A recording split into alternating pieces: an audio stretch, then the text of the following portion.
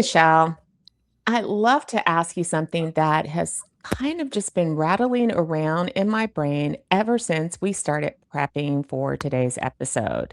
Oh, this should be good. Yeah. So when you think about the work that you do every day, the frameworks that you bring to every client engagement, the way that you structure campaigns, maybe the approach that you take to earn media that have taken you years to develop. Do you protect all of that, like, formally, legally? Yeah, I mean, I have contracts. Right, contracts.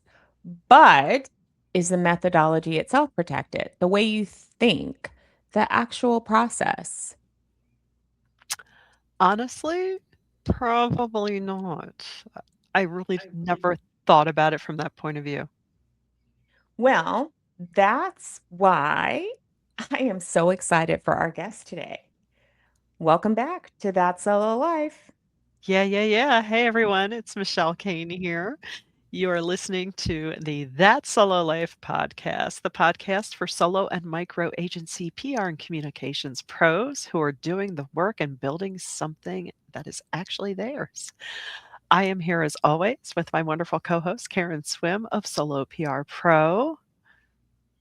Hey, Michelle. Hey, everyone. So today we have a conversation that I have genuinely been looking forward to for a while. Our guest works exclusively in the world that we all live in, independent marketing, advertising, PR, creative services agencies, and she has spent her career making a case that honestly most of us have never fully heard before. And the case is this: legal protection is not a cost center for your business, right? It's a profit center. Think of it that way. And right now, we're in the middle of an AI revolution that's upending how we charge for our work. And so that argument has never mattered more. I am so pleased to introduce you to Sharon Toerek. She's the founder and principal of Toerek Law, which you may know better through her brand, Legal+Creative. She's an intellectual property attorney whose entire practice is devoted to agencies like ours. She created the agency protection system and more recently, the AI Agency Legal Toolkit, a practical resource for navigating the fast moving legal landscape around artificial intelligence. She speaks at Inbound Content Marketing World, the Build a Better Agency Summit, and she's a member of the 4A's Legal Consultants Panel. And she's here to tell us, among other things, that the workflows and methodologies we've developed over years, the ones that we use every single day without even thinking about them as assets, may be the most valuable things that we own. And we might be giving them away. Sharon, welcome to That Solo Life. Hello, Karen. Hello, Michelle. I'm very excited to be here today. I think what's I think the conversation that we started off the interview with today, or that as you were doing your preamble to our interview, um, listen, was not unique in this industry, and it's something that agencies talk about or don't talk about a lot. And so I'm so excited to be here. I'm excited to have the conversation with you both. I Yeah, am so we are glad too. to. We're excited. So let's dig in. Let's start it right at the foundation of how you think about this. So you you have been making an argument for years that most lawyers do not make. And you say that legal should be a profit center for an agency, not a cost. That's a really bold reframe. So today, we want you to make that case. How does investing in legal protection actually impact an agency's top line? I think it's in a couple of ways, and to be, honest, it took me quite a few years of doing this and serving this audience to really think about framing it in exactly this way. But when you think about the value of, for example, your client relationships to your agencies or your business, and you look at them as opportunities to expand revenue or expand margin, what are some of the levers there? One of the key levers there is having a well negotiated agreement. And that takes some forethought and some legal strategy to achieve. And so that's one of those instances in which, yes, legal can always be good risk management and it's good defense, right, for everybody to play, but it can really impact Mhm. the line that you achieve in an agreement that you enter into for a piece of client work that it could be a year-long engagement, it could be for a specific deliverable that is really gonna move the needle for your client's brand or its business. So that's one key area where legal should really be construed as a profit generator for the agency. And then one main other missed opportunity is the assembly of and sort of packaging of an agency's intellectual property, its brands, its Mm. content in a way that is replicable and can be deployed for multiple different clients to help them achieve their goals, and how you use it to create separate revenue streams for your business potentially. So that's another example of how the proper Yeah. legal foundation can be a profit builder versus just an expense on the bottom line of your balance sheet. It's interesting because so really the shift is thinking about legal as something that you do when things go wrong to investing in when things go right because it actually expands what you can do with your business. It's creating the opportunity for things to go well also, and it's also creating the opportunity to expand that margin at the top to actually monetize what you do every day, which is, and you mentioned AI earlier, and we cannot have a conversation about the industry right now without Yeah. talking about it. I'm kind of here for it from the perspective of I've been on this soapbox for years, years about trying to get agencies excited about and interested in the necessity of protecting the intellectual property that they create on a regular basis and harvesting it as a profit and revenue generator. And AI is forcing the changes to our business models in this Mm. industry that make that even more of a necessity for us all. Yeah, and I think that's something that a lot of us, including myself, we've never really actually done the math on that, right? We know intuitively that a client contract protects us, but the idea that legal work could directly translate into a revenue capacity or a business value, that's a different framing entirely, which is exciting. It is, and there are pieces and parts of the agency client relationship above and beyond the intellectual property discussion that can also move the needle on the profitability of that relationship. Things like, are you going to offer exclusivity? Are you going to be required to agree to exclusivity as a condition of doing business with that client? Okay, if you are, then you should be charging a premium for that, and that needs to be reflected in your agreement. Um, the terms of compensation that you negotiate, those have to be backed up with legal foundation and relevant language. And I think, that's one area agencies are pretty savvy about understanding, how payment term creativity can be important to them. But the bigger a client you work with, and even if some of the listeners are, small businesses, they may be working with very large brands. And trust and believe that your clients are using the payment terms in this contract to give themselves as much leverage, time, and space as possible when it comes to the movement of money. And so you ought to be thinking the same way. So that's another way to move the needle using legal process as a revenue generator. Wow, that's so true. And it makes me think of something you said in the intro, Karen, that, I think there's a version of this conversation where people hear intellectual property and already they remove themselves from it because they think, oh, that's for companies with patents. That's got nothing to do with me. Yeah, and that's really sad, and that's why I was really excited to have this conversation because I think, after talking with you during, our prep call, I Mhm. realized what an underutilized resource legal is, for solos. a lot of, solo micro agency, small agency owners, we have workflows and methodologies and frameworks, and we've developed these things over years of doing the work. But and we just, we do it for every client engagement, and we just don't think about it. So, what does it actually look like to protect and monetize that internal IP? And where does somebody even start? Right. Well, it's a great question. And, it's a good opportunity for me to say up front that not every piece of IP that every agency develops has the same level of economic value to your business. So I think that's where we get bogged down in this conversation sometime as well. Every agency has a proprietary process. We all say that on our websites, we all make that promise. And Yeah.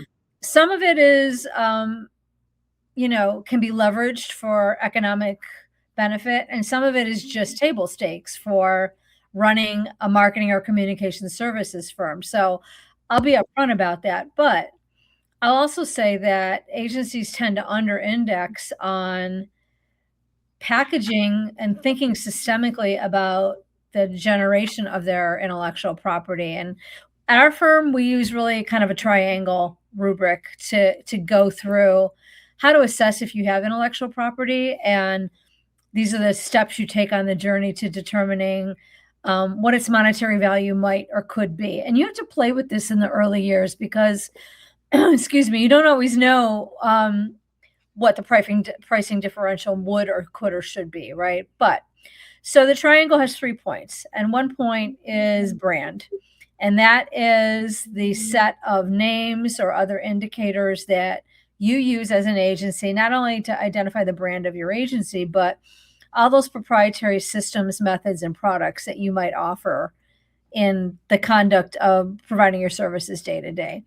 So over time, as you develop this, what I'll call family of brands, they they can gain economic value in and of themselves. If you've got a proprietary system for media relations, right, as a communications agency, or if you have a proprietary methodology for determining how to create thought leadership, or develop thought leadership in the CEO or C-suite executives of your client's team, Yeah. and you brand those things, that's brand, right? And the way the legal underpinning for protecting brand is usually trademark protection. So the game is protecting those as you develop them and use them. The second point of the triangle is, I think, where a lot of us get bogged down, because again, here is where some of the stuff might be more valuable economically than others, and that's your content. It could be your proprietary media list. It could be your content library. It might be a piece of software. It doesn't have to be a piece of software that you develop. It's a system or a piece of content or something that, because you do what you do in the vertical that you do it in, you are best in class or better in class than your competitors, and it gives you an advantage. That's usually protected by either trade secret law or copyright law, depending on if it's public facing information or not. And then we have the third leg, or the third point, I should say, of the triangle. I always get the legs of the stool and the points of the triangle mixed up. Triangles have points, stools have legs. So the third point of the triangle is your transactions. And that's not only your transactions out of the agency, which is usually a license or something similar to that, but it's transactions into the agency. And that's usually important because most of your listeners have engaged with freelance or 1099 contract help. And so you don't own the IP to the work that those folks necessarily do for you, even if you paid for it, unless you have the proper transaction with the proper written agreement set up. So that's how we analyze where the Yeah. IP is. And then you have to do that in, conjunction with the realities of your client market and determining what it means for your pricing, what it means for packaging your services. And I'm not a professional marketer, so I'm not going to pretend to tell folks how to market that stuff. But I can tell you I see examples of it every week with the work that Oh, we do. I bet, I bet. And so it's really all about recognizing not just what you've built, but the value of each aspect of each everything that goes into each of those points. Now, I don't want to get too far into a geometry lesson because that'll just give me a headache. Yeah. We can talk about the legs of a stool if you like, Michelle. No, it's all good. All good. I won't get too many flashbacks.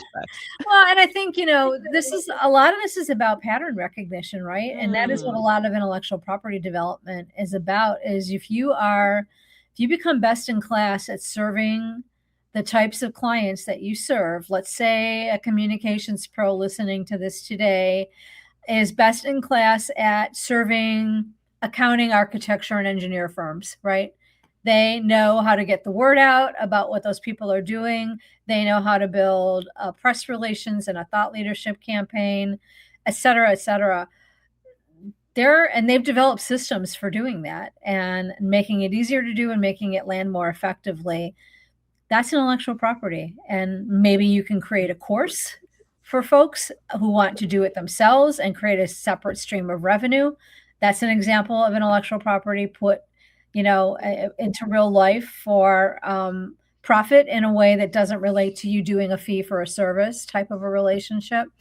So as you can tell, I get a little animated about this topic because I'm an IP nerd first and foremost. But look, as AI is coming for our businesses, and the legal industry is no different in this regard, but as it's changing our business models from being able to charge based on the amount of effort or time or the making of the stuff and converting us into thinking about making money from our thinking, not our doing, thinking about your intellectual property is becoming more important to your financial health as a business.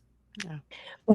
And we have a lot of agency owners that are looking at sort of the end of their career, and they're, now making decisions about what they want work to look like.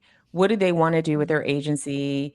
Do they want to just, continue to run it, take a step down and, in a different role? And you had some really interesting insight that really excited me because it gives us another option where IP plays a role in the exit strategy. So tell us how should those agency owners that are mid, late career, how should they be thinking about their IP right now if on their horizon they plan on transitioning or selling their business? I think there's a couple opportunities that, depending on your horizon, are really important to think about. One is that I have seen direct examples of agencies who have created a definable body of protected IP, have their businesses valuation impacted positively by a significant number of percentage points. So, because not only now do they have their book of business to sell, their book of client relationships and contracts, but they have all these assets that they've developed that now the buyer of that agency can deploy over the entire organization. That's one way. Another way is that, I've talked with lots of business owners over the years in the agency space who they might be ready to move on from running an agency, but they're not done contributing professionally. They're moving on to another horizon, perhaps, but they've created a tremendous body of work while they are running their agencies, and they don't necessarily want to leave that part of it. So they may want to form a consultancy. They or they may have separate buyers for the client business and the intellectual property. So it's an option creator, it is a revenue enhancer, and it's a valuation increaser potentially. And I've seen examples of that, all three of those situations, by taking the time to invest in thinking about it. That's the great thing about it. It's not just protecting you from risk. It's giving you these options, which is just incredible. Yeah. Yeah. Yeah. I love that. But, I'm also wanting to call out to people that hearing this conversation means that you need to take action on it because you Yeah. have to protect it before you want to sell it, right? And so that means you can't decide at the exit that, hey, I care about my IP. You have to care about it a few Yeah. years before that, right? That is true. And I always like to say the longer a horizon between now and when you're ready to be thinking about an exit, the more options you have for creating value. And of course, there's lots of ways to do that. And most agency owners think of that in terms of, well, let's get the fee for service revenue, as high as we can be. So our multiple looks better. So our book of business looks better. But if you've got the runway, then think about the steps you need to take. They're the same steps you might take to keep your business more healthy today, whether or not you ever want to sell it, but they make you the beneficiary of a better tomorrow if you are looking at, okay, yeah, let's assess our intellectual property. And we've kind of talked about and walk yourself through the triangle, and just start making lists. This is something that can be done at any scale. If you're a business of one, you can sit down and think about your original secret sauce or the things that distinguish you and your own special way of doing things. Walk through the triangle and do some inventorying, do some assessing. And then the second thing is look at your contracts that govern your client relationships and make sure that they don't have language in them either about your IP or about things like assignability of the client contract or a payment term or just a duration clause, anything in there that will limit the ability to transition that client relationship as an asset of the business. So those are two things that any owner can do today when they're done listening to this, without even necessarily having to call an advisor right away. I mean, I definitely recommend that you need a good financial/accounting advisor. You need a good legal advisor as you advance in these, steps. But initially, this is stuff that anybody can do, and it gives you opportunities to spot value creation today, in addition to when you're ready to sell or exit. That's such great information, and that we have a lot to do when we get off this interview, but, Well, but don't get overwhelmed by it, pick one thing. yeah, Look, true. if you're giving yourself an honest assessment and thinking to yourself, look, I don't think our intellectual property is vast, but I know we have client relationships that are strong and profitable. But oh my gosh, it's been 5 years and we haven't signed a new contract with those folks. Or we've been doing business on a handshake. Or we just issue purchase orders and bill the client and they've always paid us. Clean that up first, right? Yeah, Start true. there. If, True. on the other hand, you have some systems, some brands, and things that are leverageable, then start there. Inventory your IP and work on that aspect of it. But there's something for everybody here, right? It's not either There or. we go. It's a Okay, I starting already point feel for all of better. us. Yeah, it's a starting point for all of us. Okay, I wanna shift us into AI because that's where a lot of our listeners are right now. Yeah. They're using AI tools, their contractors are using the AI tools, and I think a lot of people probably haven't stopped to think about what that means legally. I Do you agree, Karen? I do. I mean, let's get specific. What are the 2 or 3 things that communication pros should absolutely have in their client contracts? And, when it comes to AI, and what's the actual concern if those things are not there? Yeah. So we're talking to agencies every single day about AI at our firm in one way, shape, or form. And I think the 2 risk points that all of us face fall into one of these camps. First is intellectual property from the perspective of who owns the work if you've used AI to create it, and intellectual property from the perspective of who's responsible if some third party's work gets infringed because we use AI and something generated out of AI that infringes somebody else's. That's area 1.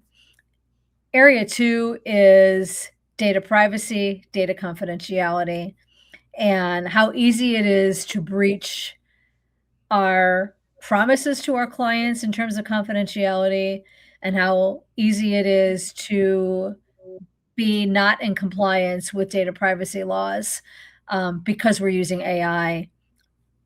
to perform some of the tasks that we perform in our client engagements. So those are the two areas of risk.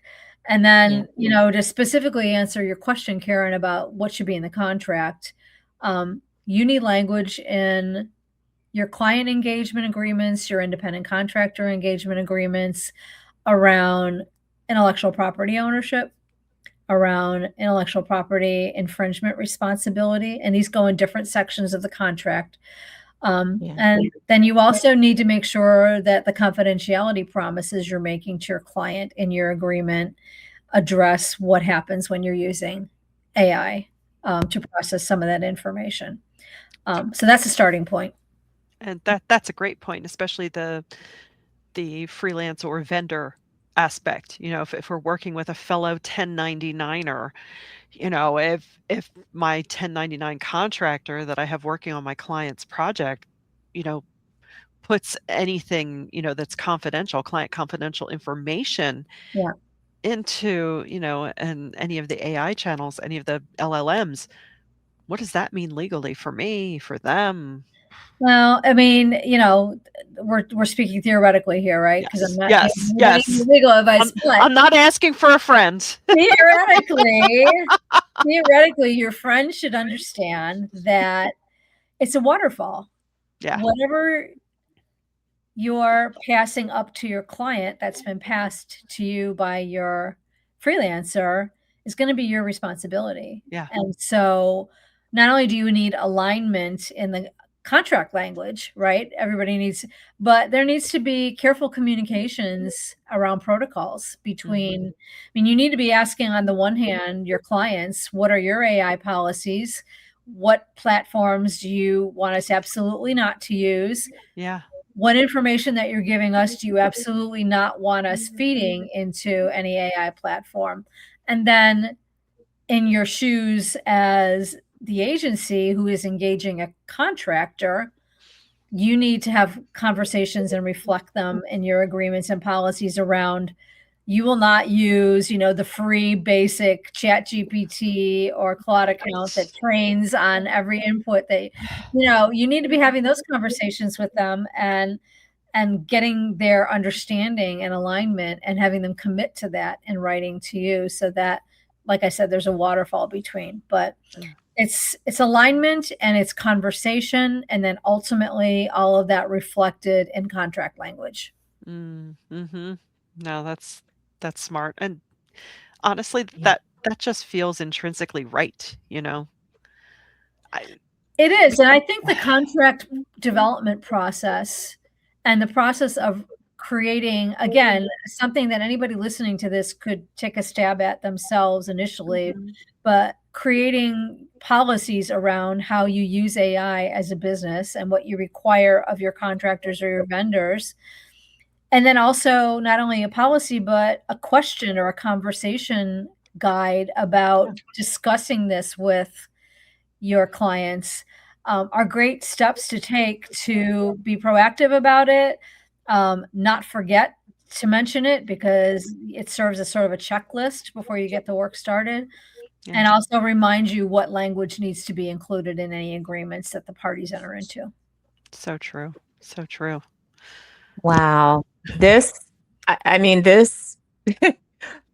I'm stuttering because there's a lot to take in, but it almost feels like, okay, this is like a growth step, another growth step to think about, these businesses that we're running with such passion in such a different way. And, around the Solo PR Pro parts, we have always advised that as you start your business, make sure that you have an attorney and accountant on your team. But we apply that to the startup, but we don't really talk about it throughout the life of your business. And so I am just so thankful that you have opened our eyes to something that I'm sure many agency owners have neglected to some degree. Because you're right, like we know about IP, we understand it, we may have clauses in our contract, but we're not really thinking of the myriad of ways that we could be using legal to help us to grow, to scale, to plan for the future, to have, an exit strategy that would profit us. So